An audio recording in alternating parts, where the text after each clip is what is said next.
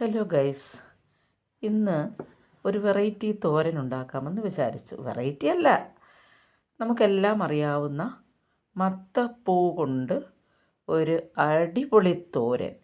സ്വാദിഷ്ടവും പോഷകസമ്പുഷ്ടവുമായ ഒരു തോരൻ. പൂക്കളെന്ന് പറയുമ്പോൾ നമുക്ക് നമ്മുടെ പറമ്പിൽ ഇപ്പോൾ ഈ സമയത്ത് ഓണമൊക്കെ അടുപ്പിച്ച് ഈ മത്തയൊക്കെ ഇഷ്ടം പോലുണ്ട്. മത്ത പിടിച്ച് വരുന്നു. മത്ത ഇല തോരൻ വെക്കാം. പത്തില തോരൻ്റെ കൂട്ടത്തിൽ മത്തയില തോരൻ വെക്കാം. ഇപ്പം നാട്ടിൻപുറത്തെല്ലാം പറമ്പുകളിലെല്ലാം മത്തയും കുമ്പളവും ചൊരയും ഒക്കെ ധാരാളമായിട്ട് കണ്ടുവരുന്നു.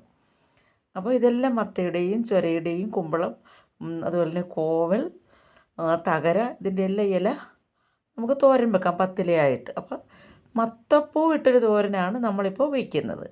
അപ്പോൾ അതിന് വേണ്ട ഒരു മെയിൻ ഇൻഗ്രീഡിയൻ്റാണ് മത്തപ്പൂവ്, പിന്നെ ചെറിയ ഉള്ളി, കൊച്ചുള്ളി, ചുമന്നുള്ളി എന്നൊക്കെ പറയും. ആദ്യം അതിനെന്ത് വേണം?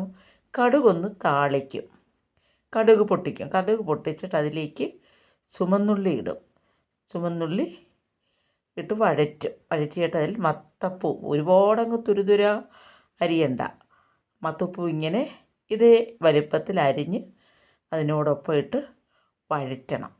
അപ്പോൾ നന്നായിട്ട് കഴുകി വൃത്തിയാക്കിയ മത്തപ്പൂവാണ്.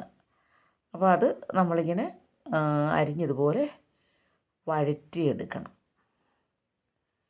അതിൽ വെള്ളമൊക്കെ വറ്റുന്നത് വരെ വഴറ്റണം. ഒരുപാടങ്ങ് കുഴഞ്ഞു പോവണ്ട. അത് കുഴഞ്ഞാൽ അത്ര ടേസ്റ്റ് കാണത്തില്ല. നമ്മൾ ഒത്തിരി അങ്ങോട്ട് കുക്ക് ചെയ്യേണ്ട ആവശ്യം ഇതിനില്ല. ഇത് പെട്ടെന്ന് തന്നെ വേകുന്ന ഒരു സാധനം കണ്ടില്ലേ? നല്ല ഭംഗിയാണ് ഈ മത്തപ്പൂവിൻ്റെ തോരൻ കാണുന്നതിന് തന്നെ.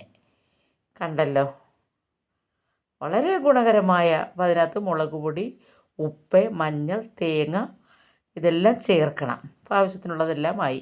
ഇതെല്ലാം ചേർത്ത് നല്ല ഒരു അടിപൊളി തോരൻ തയ്യാറാക്കാം.